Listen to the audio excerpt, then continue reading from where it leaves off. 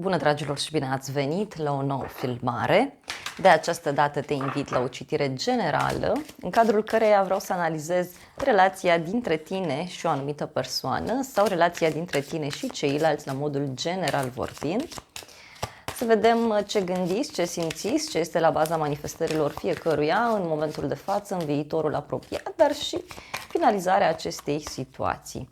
Îți mulțumesc că mă urmărești, îți mulțumesc că mi ești alături. Dacă vrei și tu o citire pentru sufletul tău, găsești oricând pe aplicația Cristina Zurba, disponibilă atât pe iPhone cât și pe Android. Hai să vedem, dragii mei, ce trebuie să știți, ce trebuie să cunoașteți. Prima carte deja a ieșit. Ok, tu aici te gândești la o sărbătoare, te gândești la un eveniment important.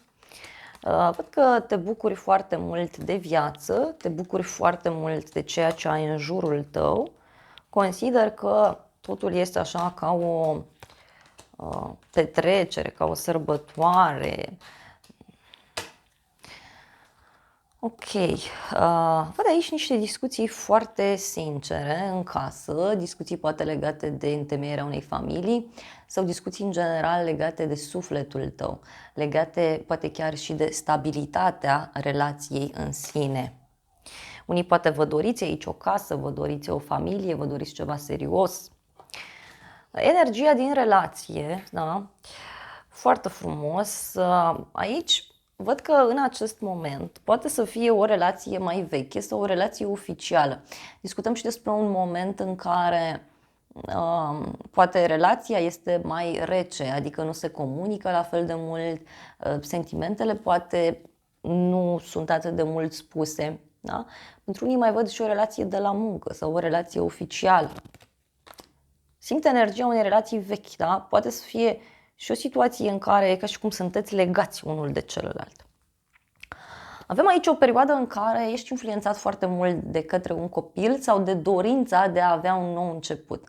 De asemenea, văd foarte clar pentru tine faptul că în acest moment îți dorești fie un nou început, fie îți dorești un copil. Este un moment în care tu dai dovadă de multă sinceritate, în primul rând cu tine.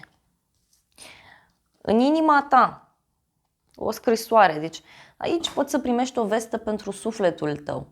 O veste de la persoana iubită, o veste de la un prieten, de la cineva din viața ta, din familia ta. Iar în mintea ta aici eu văd multă fericire. E ca și cum te bucuri ca un copil de o petrecere, de un eveniment important. Să vedem în exterior, da? Cineva aici este foarte bucuros. Cineva vrea să-ți cumpere un buchet cu flori. Cineva vrea să te ajute, vrea să-ți fie alături. Mai văd pe cineva care îți oferă tot felul de lucruri. Este o persoană aici sensibilă, cineva care este foarte pozitiv, se bucură de viață.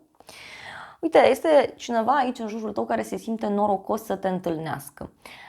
Dacă ești o persoană singură, poți să cunoști pe cineva undeva la o zi sfântă, la o zi mare, dar ce mai văd aici este că cineva se consideră norocos că te are, se consideră norocos că îți este alături. Da? Mai văd și pe cineva care riscă destul de mult în dragoste sau în viață, în general vorbind. Da, aici să știi că este o persoană care minte sau o persoană care poate pur și simplu omite să-ți spună anumite lucruri. Ce mai văd eu este că persoana aceasta e ca și cum fie îți pregătește o surpriză, fie pur și simplu are niște probleme. Poate ți-a zis niște vorbe care nu-ți plac. Unii puteți să aveți niște lucruri importante de rezolvat privind munca. Da? Să vedem în viitorul apropiat. Uite, văd o schimbare aici între tine și cineva anume, un drum important pe care îl faci către cineva sau cineva care face un drum către tine. E ca un nou început, ca o resetare. Da? În viitorul apropiat te văd foarte sensibil și te văd foarte influențat de partea aceasta emoțională a vieții tale. Tot felul de vești bune care apar, pot fi vești care țin de dragoste, pot fi vești care țin de persoane dragi ție, dar te văd foarte romantic în același timp, te văd foarte sensibil. în inima ta, da? E ca și cum parcă nu simți suficientă împlinire, da? Sau ți-ai făcut niște așteptări și parcă ele nu se realizează în totalitate. Poate chiar îți simți inima legată. În mintea ta, da? Uite aici, tu vei afla un secret în viitorul apropiat. Vei găsi o soluție tocmai pentru a face relația să funcționeze mai bine. Vei găsi o soluție poate legată de muncă, da? Sau, cine știe, poate o veste importantă pe care o aștepți. În viitorul apropiat, persoanele din jurul tău posibil să fie printr-o perioadă mai dificilă, posibil să fie printr-o perioadă în care au niște probleme.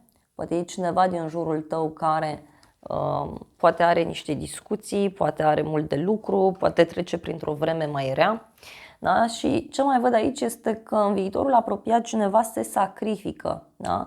Cineva văd că ia o hotărâre destul de importantă privind această relație, privind această situație în care vă aflați.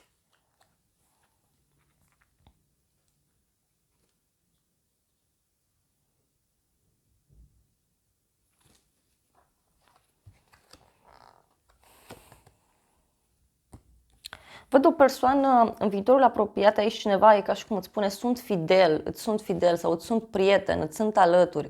Doar că am o perioadă agitată, am o perioadă de suferință, toată situația aceasta mă face să sufăr sau poate să fie aici o persoană care nu este deschisă cumva în fața schimbărilor.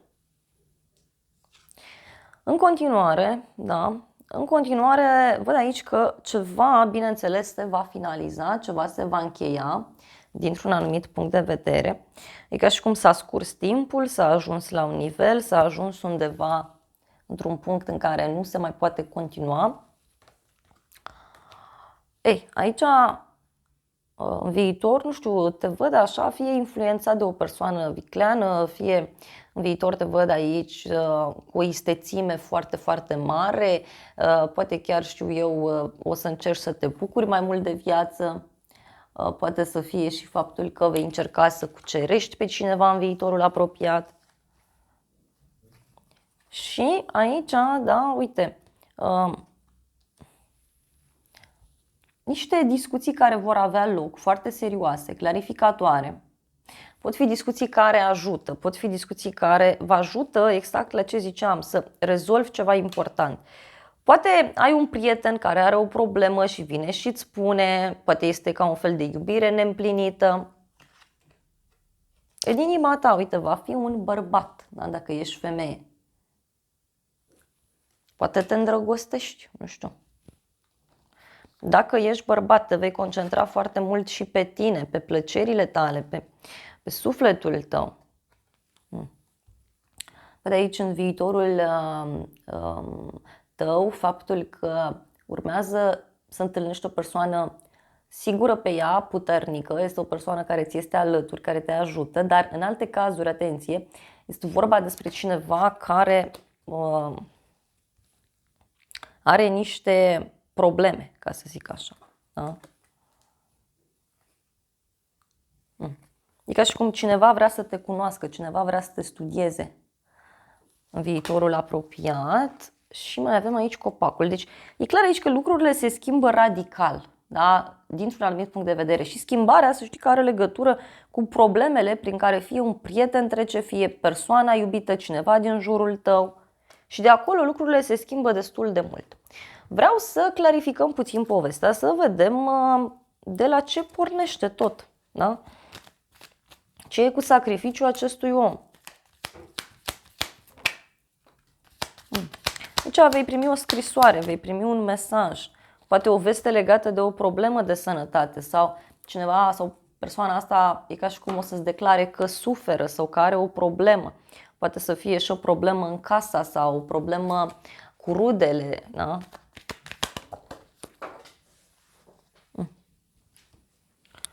Avem bucurie de departe aici pentru tine.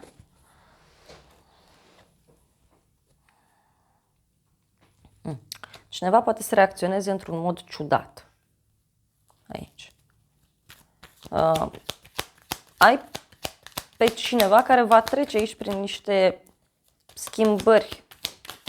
Ia uite, iar a sărit o carte. Și că te dorește cineva. E ca și cum mai e cineva în peisaj sau este o persoană care trebuie să lupte pentru dragostea sa, pentru pasiunea sa, pentru că aici vor fi, da, niște mici mari probleme, uite.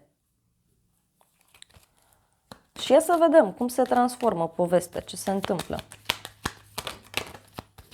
O surpriză foarte mare pe care o vei avea aici, în legătură cu un blocaj, în legătură cu un obstacol, poate este ceva legat de o casă, da? Un drum pe care cineva îl face către tine, tu care faci un drum către cineva, mai poate să fie, da? Apare o veste, apare gelozie, apar lacrimi, o pagubă, deci ceva aici se întâmplă. Veți avea o discuție, da, care vă va ajuta, dar în alte cazuri, dacă aveți niște probleme din punct de vedere personal, acestea văd că au rezolvare. Au rezolvare și ceva se finalizează. Cumva, cărțile astea zic că dacă ceva nu funcționează, este bine să nu insiști. Da? Văd un bărbat matur, intrigi între femei, un noroc pe proces și judecată sau un noroc legat de partea aceasta juridică. Parcă se ia hotărârea de la sine. Avem așa, dragoste sinceră, ești lăudat, onorat și bani puțin și supărare. Da? Parcă e cineva care rămâne deoparte în toată situația aceasta.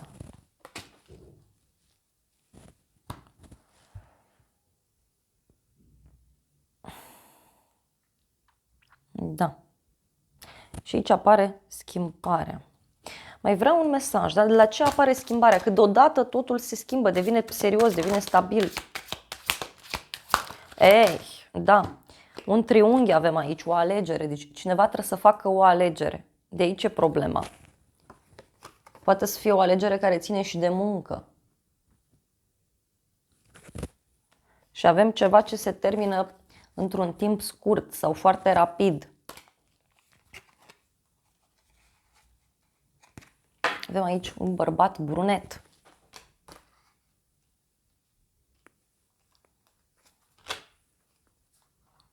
O întâlnire, o relație deschisă, un moment pasional. Deci de aici apare schimbarea, de la decizia pe care cineva o are de luat. Ca și cum cineva trebuie să aleagă aici între minte și inimă. Avem un suflet pereche, o conexiune bună, da? Dar ce informație mi-a mai venit aici? Sens că persoana asta e ca și cum minte, da? Sau nu spune tot adevărul, sau poate te ferește, da? Poate nu vrea să zică ceva ca să nu-ți facă rău sau să nu te umple cu energiile sale. Aici nu-ți va spune, da? Și aici, uite, va avea niște probleme despre care tu vei afla. Iar după discuția aceasta, după întâlnirea aceasta, eu văd că aici lucrurile se schimbă radical, da? Radical. Să vedem acest oracol al îngerilor, ce zice pentru tine, ce trebuie să știi. Ok. Și avem așa, uită-te după semne, da, pentru a merge spre iubire. Ascultă semnele din jurul tău. Uniunea sufletului, da, este miraculoasă. Se întâmplă un eveniment care vă unește mult mai mult. Sufletul tău se pregătește pentru reconectare, ai încredere în acest proces. Da, se pare că aici, pentru voi, urmează un eveniment, da, care o să te apropie mult mai mult de o persoană sau care, cine știe, îți poate scoate în cale o persoană potrivită. Mai vreau niște mesaje din partea îngerilor romantici aici, să vedem. Da, deci problema este aici de o dependență din punct de vedere emoțional, dar și o persoană care trebuie să renunțe la o fostă relație sau poate la nivel spiritual, la nivel emoțional, poate nu fizic. Și avem foarte curând se va decide ceea ce tu vrei, rămâi optimist în dragoste, da? Pentru că aici eu văd clar o relație karmică, da? Sau o persoană alături de care tu ai mai trăit sau ai mai fost, ai mai stat. Și aici se va lua o hotărâre care te va surprinde. Dragii mei, acestea au fost previziunile de această dată și mai văd aici o problemă mică legată de, nu știu, un copil, că iubirea ta e afectată de un copil, da? Fie un mod imatur prin care cineva se comportă, fie copilul tău, copilul celuilalt, da? Un mod imatur prin care cineva abordează lucrurile. Acestea au fost previziunile de această dată. Eu îți mulțumesc pentru atenție. Sper din suflet să-ți fie de folos aceste informații. Te îmbrățișez cu drag. Îți mulțumesc că mi-ai stat alături până la final și să ne revedem cu bine și la o altă citire. Dar îți reamintesc și de aplicația Cristina Zurba, disponibilă atât pe iPhone cât și pe Android. Te invit cu mare drag acolo dacă ești curios. Te îmbrățișez și îți doresc să ai parte de o zi sau de o seară cât mai frumoasă.